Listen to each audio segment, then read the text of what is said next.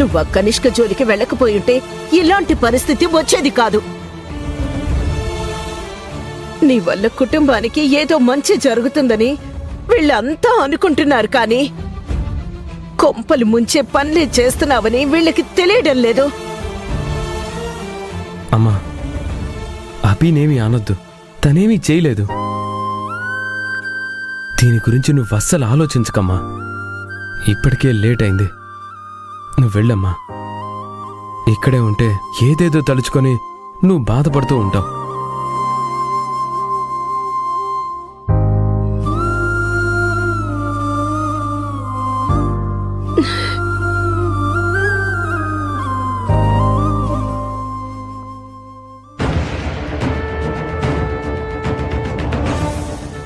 పెద్దమ్మకి అభి అంటే ఇప్పటికైతే అస్సలు పట్టం లేదు వదినా. కానీ ఎప్పటికైనా రాహుల్ లాగే పెద్దమ్మ కూడా మారిపోయే అవకాశం ఉంది. అలా జరగనివ్వకూడదు. అత్తయ్య మారిపోతూ ఉంటే మనం చూస్తూ ఊరుకుంటామా ఏంటి? ఏదొకటి చేసి మళ్ళీ అభిని చీకొట్టేలా చెయ్యలేమా?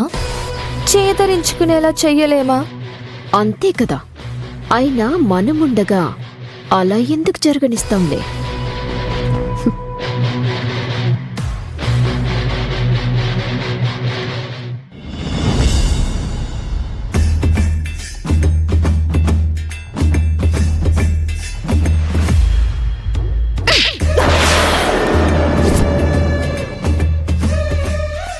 ఇంకొక్క మాట నా భర్త గురించి నోరు జారావో నీకిక్కడే సమాధి కట్టేస్తాను.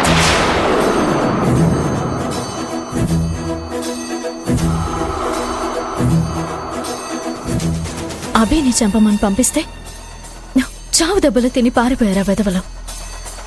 ఒక్క పని కూడా సరిగ్గా చేయడం చేత కాదు, కానీ పోటుగాళ్లలో ఫోసలు కొడుతున్నారు మళ్ళీ.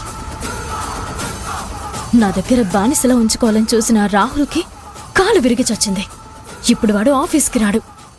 వాణ్ణి హింసించే ఛాన్స్ మిస్ అయిపోయింది. ఇప్పుడేం చేయాలి? నాకొస్తున్న కోపానికి నా కాళ్ళ కింద నలగడానికి ఎవరున్నారు ఇప్పుడు?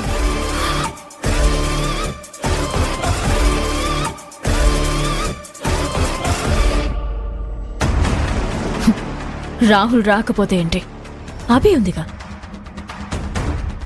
రాహుల్ బదులు అభిని రప్పిస్తా. చావు నుంచి తప్పించుకున్న దాన్ని నా కాళ్ల కింద నలిపేస్తూ నరకం చూపిస్తా. నేను పెట్టే హింసలు తట్టుకోలేక చచ్చినా బాగుండేదనిపించేలా చేస్తా. నీకు టార్చర్ చూపిస్తా, వేధిస్తా, అవమానంతో కృంగిపోయేలా చేస్తా. నీ కోసం నరకంలో ఉన్న శిక్షలన్నీ సిద్ధం చేస్తానభి, కాసుకో.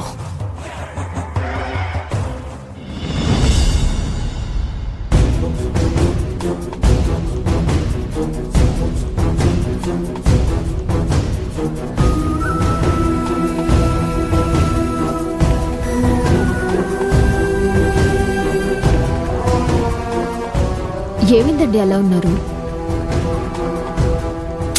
మిమ్మల్ని ఎందుకలా ఉన్నారు? రాజీవ్ని చూస్తుంటే భయమేస్తుంది. ఎందుకిలా మారిపోతున్నాడో నాకేం అర్థం కావట్లేదు ఐరేంద్రి. అన్నయ్యకేంటి, బానే ఉన్నాడు కదా? బాగానే ఉన్నాడా? ఎప్పుడూ లేంది తాగి ఇంటికొస్తున్నాడు. ఒళ్ళు తెలియకుండా తూగిపోతున్నాడు. మర్యాద లేకుండా నోటికొచ్చినట్లు మాట్లాడుతున్నాడు. మన కుటుంబాన్ని నాశనం చేసినా మన శత్రువు కాళ్ళ కింద పనిచేస్తున్నాడు. ఆ కనిష్క చెప్పిందల్లా చేస్తూ పనికి మాలిన వాళ్ళ మారిపోతున్నాడు. అవేవి నీ కంటికి కనిపించట్లేదా? అవన్నీ వాళ్ళ వ్యక్తిగత విషయాలు. వాటిని తలుచుకుని మీరెందుకు బాధపడ్డాం?